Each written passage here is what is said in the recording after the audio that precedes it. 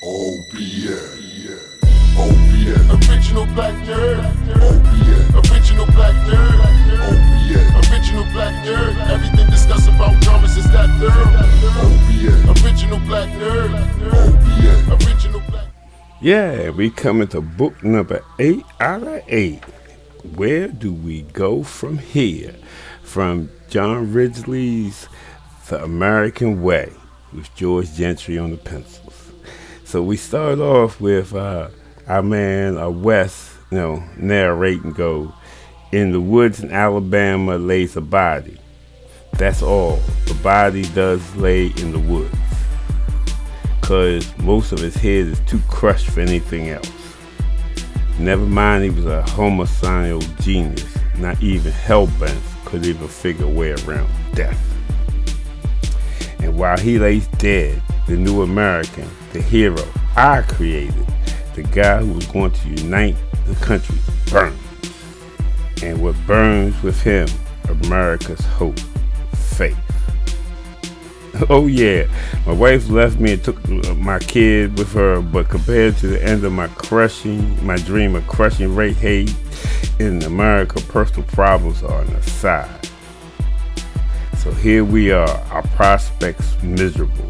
The promise of the new president's the promise of the president's new generation wrecked. And now in the woods in Alabama, what's left of hellbent's lit head, I think it's smiling. So it's some Joker stuff. So then we flip on, and all of a sudden now it's November 20th, 1962.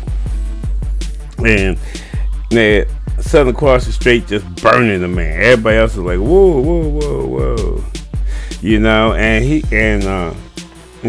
Ole Miss is being held back by Mr. Lucky. Muscle Shoals is just standing like, oh my God. So they're trying to burn him, and so Southern Cross gets closer, and so Ole Miss throws the card out. Says, look, you owe me your life. I compel you to stop this. What? Southern Cross said compel. You always, because you remember Ole Miss saves Southern Cross all the time when he dies, so she runs back time. He says compel. Y'all always were above your station, my station, miss. And if you're compelling me to be a race traitor, should have let me die. And tries to hit up. Jason covers up. He gets real close to Jason. And he says, those northern heroes saved a dog in the street, but they ain't doing it for you, boy. And my man Jason says, made a mistake. And he grows into the concrete ground. Says, what makes you think I need saving? And cracks Southern Cross across the face with the concrete. So all of a sudden, here comes the northern crew of the Civil Defense Corps, and here comes Pharaohs talking about, I will say this once, the Negro is under our protection. Jason goes, the Negro's name is Jason. And X-15 goes, or you could just say thanks, saving your colored keister for free.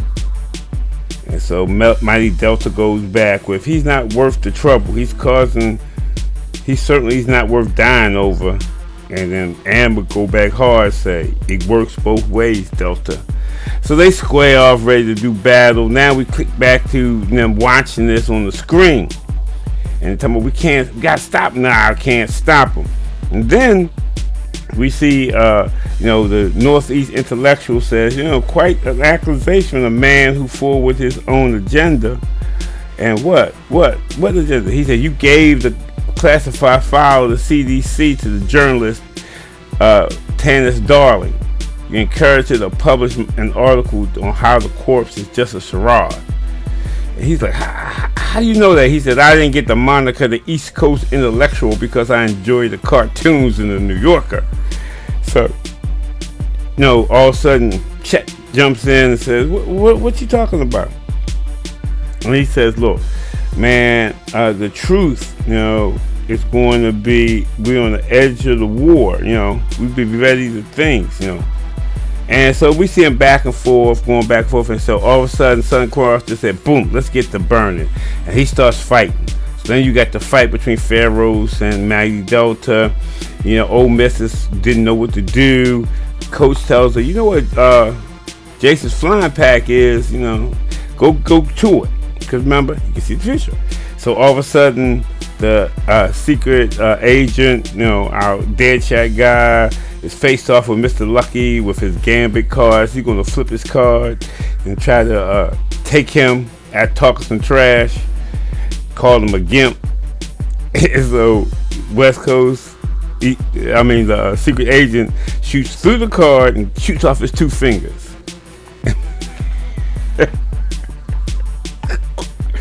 So at the same time, we see that Miss Darling's read this thing, and now she's looking at the fight, and she's like, what's all this pettiness, say about us, And so she just ends up and throws away the file, burns it, because she doesn't want to be responsible for that, And I don't want to do anything with that. So then, as she calls her editor, tells him it's nothing there, and so then Bobby Kennedy calls, and so all of a sudden West gives him the, let's blow these people up move, and Bobby says, okay, Jack's giving the order. So they go for the setup, and they tell Coach tells Pharaohs to get everybody away from civilians. So they go to this canyon where they know that they could explode this nuclear device, and only will go so far, and nobody else will get killed. So Amber goes. Jason goes, Pharaohs goes, Mighty Delta goes, Pharaohs and Amber go, and then Mighty Delta and Muscle Shoals go, and they up there duking it out. But at that point, they launched the missiles. So you got, Ole Miss trying to get to Jason's jetpack. Then you got, everybody coming in to fight, and they fighting in this canyon. And so then we see, we back to the command center, and the guy goes picking up chatter from strategic air commands. 3 of the 4 birds are iron. Explain it like you're talking to the country hick I am. That's what Coach said. And all of a sudden we get a big reveal. Okay? Behind this all, we find that it's my man Chet Sloan. He says, he's telling you that 3 of the 4 missiles are off course. Each one is headed for New York, Washington, and Atlanta. The fourth one will destroy the remains of the so-called heroes. And of course, Wesley, Chet, what the hell? And then, of course, now we get the East Coast intellectuals breakdown. So he's revealing his true nature, finishing what he started. Every step of the way, everything that's gone amiss has been guided by Chet's hand. The one that getting gene therapy that gave him powers and drove him crazy. Jason being revealed as a Negro, hell-bent torturing Jason's brother, all meant to propel us to this moment. The heroes in opposition, the nation on the brink of war, the inevitable need to stop the CDC with a nuclear strike, then missiles go astray. I wonder how many in the government knowingly and unknowingly abetted him with that. You, for example, Wes, he used your paranoia to keep you from sharing his nuclear endgame and using your formidable skills as a seller to get the Kennedys to buy the plan. And they were like, it's mindless slaughter. And East Coast intellectual goes, sure he has some belief that somehow he's saving humanity from the idolatry of superhero frauds. And my man says, God, no! I just get a jazz from killing. And at that point, he reveals the H on his chest. And he says, Hellbent showed me the way. And I'll show your children they'll come to understand truth, and nothing's more real than death. They will respect it. They will have hell to see when they come close close their eyes at night, and they will cower before your end. Through death I will ascend. You will perish, while I will dance with 1,000 unspoiled maidens and bask in the pools of water maintained at exactly 82 degrees Fahrenheit. Mercy be the, and click. His eyes widen. The East Coast intellectual said, I emptied the gun this morning. Wesley. So Wesley goes to beat him down. He says, why do you suppose attraction to suicide killers to virginal women? And so then all of a sudden Wes realized that his family's in New York and he's got to do something. And West Coast says, I think we've arrived at our moment of truth. So Wes gets on the radio and says, look everybody, there is a nuclear attack happening. Millions of people going to die. Y'all need to stop fighting each other. Come on, get it together. So Jason gives the power slam, goes down there, hits up, disrupts everything, and says, look, y'all supposed to be standing for something, but you fighting like stray dogs over your bull pride, while others gonna die. So all of a sudden, Pharaohs, who had never jumped more than a half a mile in a single leap, he soars in the air to go get one of the missiles. And then all of a sudden, they didn't know he could do that. But now the mighty Delta, they said, but in the truth, human nature is constant. People do not change. They become more what they are. Some ascend. Mighty Delta flies off to protect, get one of the other missiles. Okay? And then others devolve into their maliciousness. As Southern Cross said, we ain't done yet. He ain't buying it. He's not buying the truth. He doesn't want to believe that fake news. So he goes back to going to attack on Amber Waves and Jason. And Amber is holding up a shield to hold him off. And Old Miss now comes up on to Jason's backpack, where Coach says, you got that power to, reverse time, fix things. Yeah. So she fixed the backpack and takes off to go try to stop the third missile. So meanwhile, Jason is going head up. Jason and Amber fighting, but starting to, Southern Cross is burning through Amber's shield. Now he's burning up Jason. Jason's got Amber covered up. And all of a sudden, the big muscle guys say, leave him be. And he grabs him.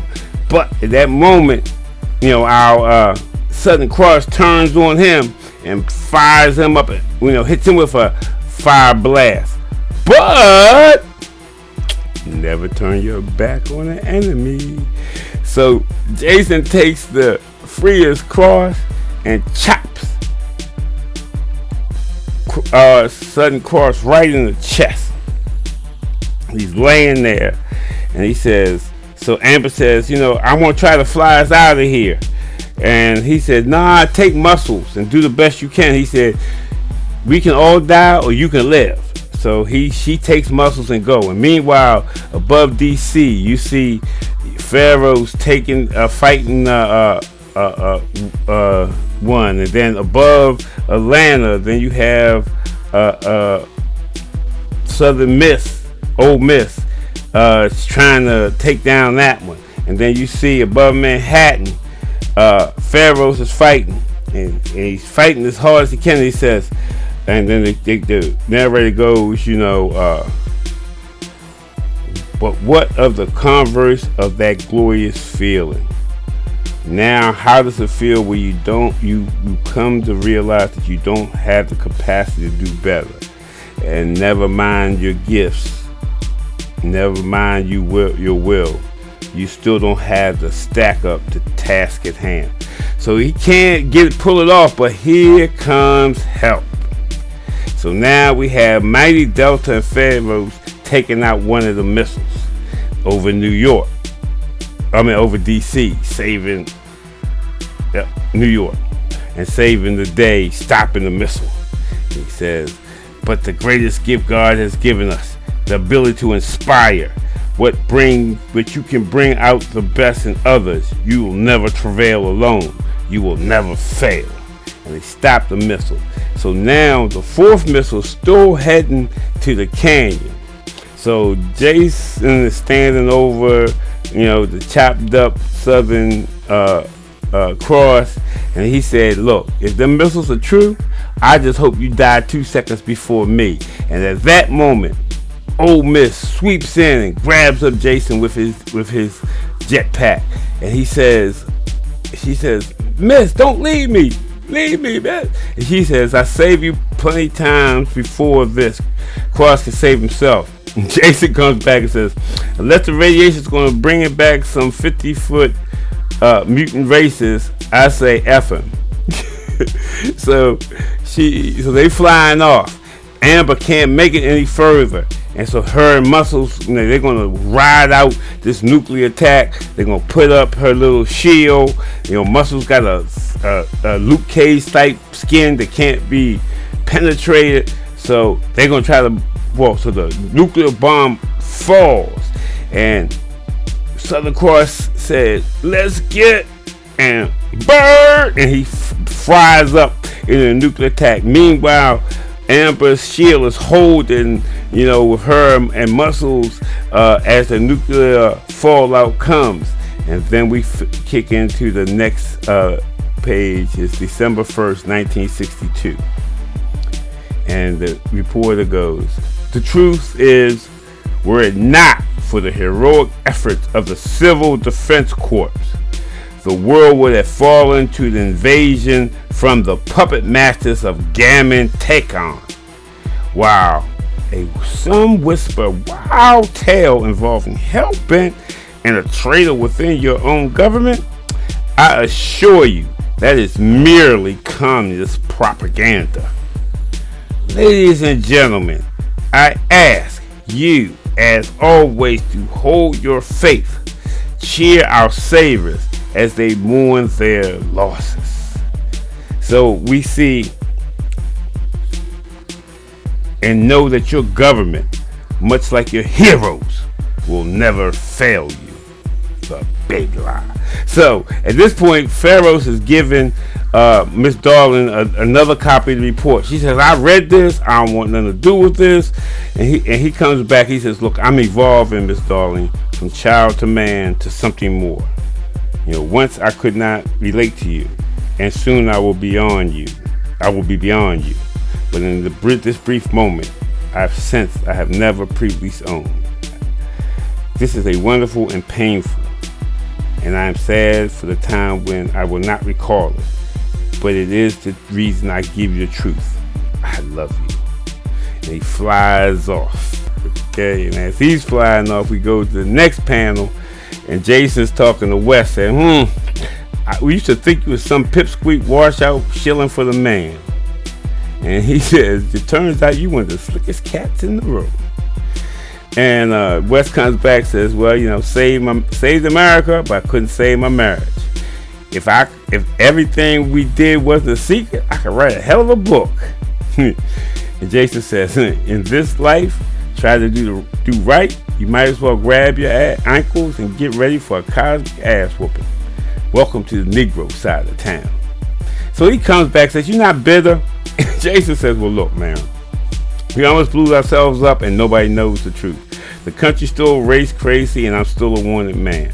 And other than that, your little social experiment worked out south. And he talks about getting back with his woman, and man, so Wes goes and says, you can stay around here, we can help you. And Jason comes back and says, man, you liberals crack me up. What makes you think we need your help? So then he says, so we get back to my man. He goes, I watched Jason go all that's been done to him, all that we've done to him. He just sails away. Yeah, what makes me think they need our help? He goes, pride, ego, the soft bigotry I have despite my progressiveness. We, those of us who are aces up, believe we can change things because we put more faith in ourselves than others. is our own mythos of superiority. We need to quit that, the false conviction in our own virtuousness. We've got to get over the idea that our way is the right and only way. Our day is done, and in the coming free, those who will survive will be those whose spirit is something more than common. And as we see, Muscles walking away, he has the power to, bring out life of plants and stuff. So he's walking. Amber has, him and Amber walking along on this desolate area that's been destroyed by nuclear, that nuclear bomb. And he's replenishing the earth with flowers and everything. And Amber asks him, "How did you know we survived?" Muscle says, "I just believed." He said, "Heck, Amber, you the one that taught me. Sometimes a little faith, that's all you need." And that ends our story. So I thought it was I loved it. I loved it more the second time. I think that it was, a great way that he broke this down, where that it was, had a racial component to it, but the racial component was melded in with a story that is true to that time, and some could argue true to this time, is that how the the whole interactions of race in America was. And like I said, some can argue continues to be. But thank you for hanging out. I really hope you appreciate this series. This was John Rigley, The American Way. And I'm the Original Black Nerd. And remember, like, subscribe, comment, do all that good stuff. And thank you for hanging out. Peace. And I'm out.